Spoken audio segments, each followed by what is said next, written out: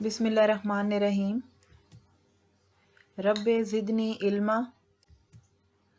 Welcome to class 6 lecture number 5۔ السلام علیکم students, امید ہے آپ سب خیریت سے ہوں گے۔ آج ہم سبق حضرت ابراہیم علیہ السلام پڑھیں گے۔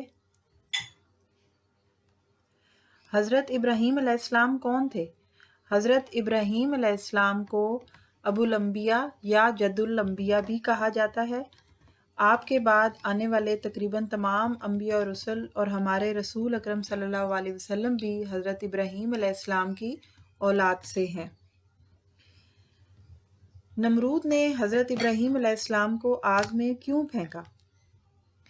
حضرت ابراہیم علیہ السلام کی ولادت شہر ار میں ہوئی، یعنی کہ حضرت ابراہیم علیہ السلام شہر ار میں پیدا ہوئے۔ عراق کے لوگ اس زمانے میں سورج، چاند، ستاروں اور بتوں کی پوجا کرتے تھے۔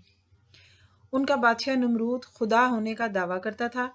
حضرت ابراہیم علیہ السلام نے اس کو اسلام کی دعوت دی کہ سب چیزوں کو چھوڑ کر صرف ایک اللہ تعالیٰ کو ماننے کی ہدایت کی، لیکن وہ آپ کا دشمن بن گیا۔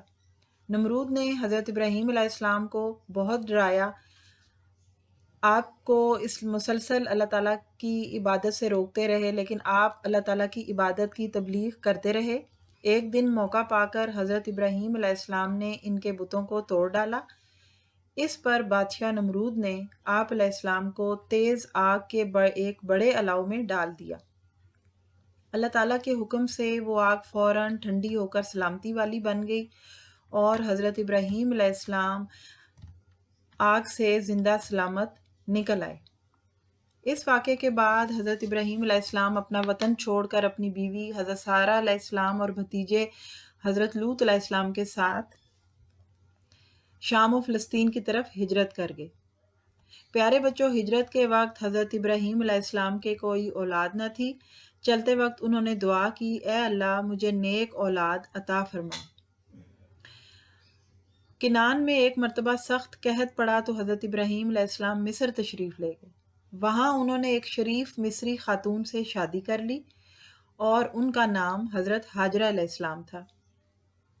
کچھ عرصے کے بعد حضرت ابراہیم علیہ السلام حضرت ہاجرہ علیہ السلام کو ساتھ لے کر مصر سے کنعان واپس آ گئے۔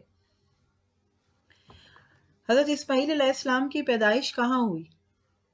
کنعان میں رہتے ہوئے حضرت ابراہیم علیہ السلام جب بہت بوڑھے ہو گئے تو اللہ تعالیٰ نے ان کی دعا قبول کرتے ہوئے ان کو اولاد دی۔ حضرت ہاجرہ علیہ السلام کے بطن سے ایک بیٹا پیدا ہوا۔ بطن کہتے ہیں شکم، پیٹ کو، جس کا نام انہوں نے حضرت اسماعیل علیہ السلام رکھا۔ حضرت اسماعیل علیہ السلام ابھی دودھ پیتے بچے تھے کہ حضرت ابراہیم علیہ السلام کو اللہ تعالیٰ کی طرف سے حکم ہوا کہ آپ حضرت اسماعیل علیہ السلام اور حضرت ہاجرہ علیہ السلام کو فاران کی وادی میں چھوڑ آئیں۔ اللہ تعالیٰ کے حکم کے مطابق حضرت ابراہیم علیہ السلام حضرت اسماعیل علیہ السلام اور حضرت ہاجرہ علیہ السلام کو ایک ویران جگہ پر چھوڑ آئے اور ساتھ لیکن حضرت ہاجرہ علیہ السلام نے حضرت ابراہیم علیہ السلام سے پوچھا کہ ہمیں اس ویرانے میں چھوڑ کر کہاں جا رہے ہیں؟ آپ علیہ السلام نے فرمایا، اللہ تعالیٰ کا یہی حکم ہے۔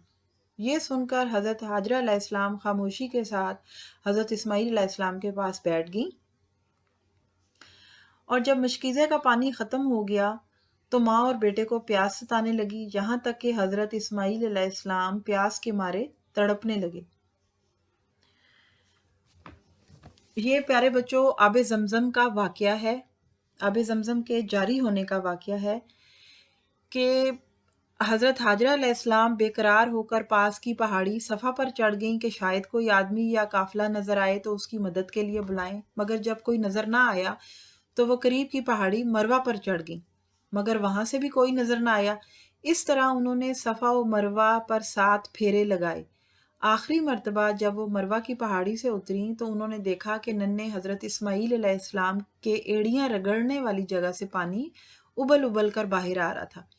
ان کے منہ سے بے اختیار نکلا زمزم، جس کا مطلب ہے ٹھہر جا۔ چنانچہ اس چشمے کا نام زمزم مشہور ہو گیا۔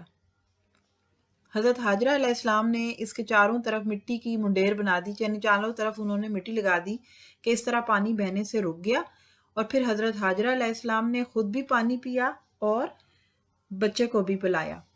حضرت ابراہیم علیہ السلام کبھی کبھی کنعان سے حضرت حاجرہ علیہ السلام اور حضرت اسماعیل علیہ السلام کی خبر گیری کے لیے مکہ مکرمہ آتے تھے،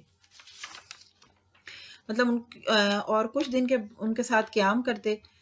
حضرت اسماعیل علیہ السلام جب کچھ بڑے ہوئے تو ایک دن حضرت ابراہیم علیہ السلام نے ان سے کہا کہ بیٹا میں خواب میں دیکھتا ہوں کہ میں تجھے ذبح کر رہا ہوں، اب تو بتا تیرا کیا خیال ہے؟ کہ حضرت ابراہیم علیہ السلام نے حضرت اسماعیل علیہ السلام کو کیوں قربان کرنا چاہا؟ حضرت اسماعیل علیہ السلام نے کہا ابا جان آپ کو جو حکم اللہ تعالیٰ کی طرف سے ہوا ہے وہ پورا کریں، اللہ تعالیٰ نے چاہا تو آپ مجھے صبر کرنے والوں میں پائیں گے۔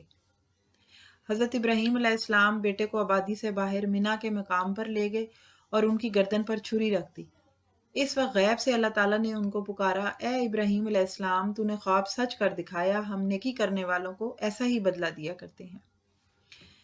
یقیناً یہ ایک کھلی آزمائش تھی اور ہم نے ایک بڑی قربانی فدیے میں دے کر اس بچے کو چھڑایا کہ ان کی جگہ جب حضرت ابراہیم علیہ السلام نے چھری رکھی تھی ان کی گردن پر تو بیٹے کی جگہ مینڈھا رکھ دیا گیا تھا اور اس کی قربانی ہو گئی تھی کہ یہ آج جو ہم قربانی کرتے ہیں یہ انہی کی یاد تازہ ہوتی ہے۔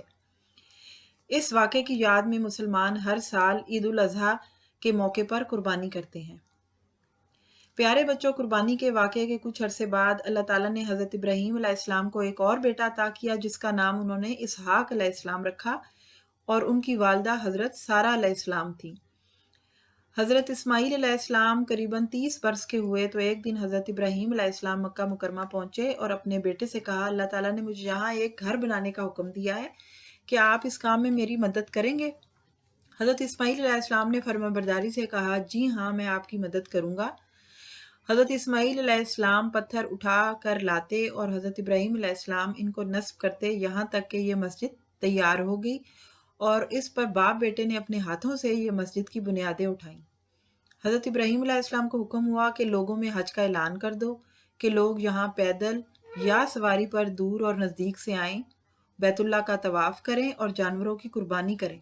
چنانچہ حج اس وقت کے لوگوں کے لیے ضروری شرط قرار پائی۔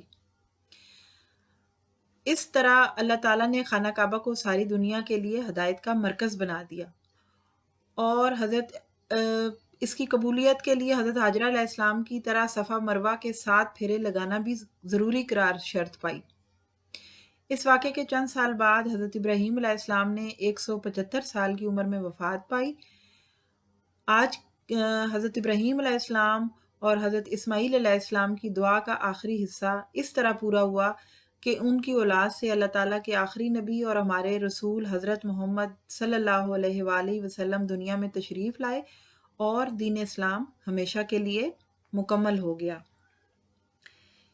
پیارے بچوں، اس چیپٹر کے اینڈ میں آپ کو کوسچن آنسرز دیے گئے ہیں، وہ آپ نے اپنی کاپی پر کرنا ہے۔ عزیز طلباء طالبات، نیٹ کام کرنا ہے، بک پر پینسل سے حل کرنا ہے، ٹک کراس اور خالی جگہ پر۔ فی امان اللہ، جزاک اللہ خیر۔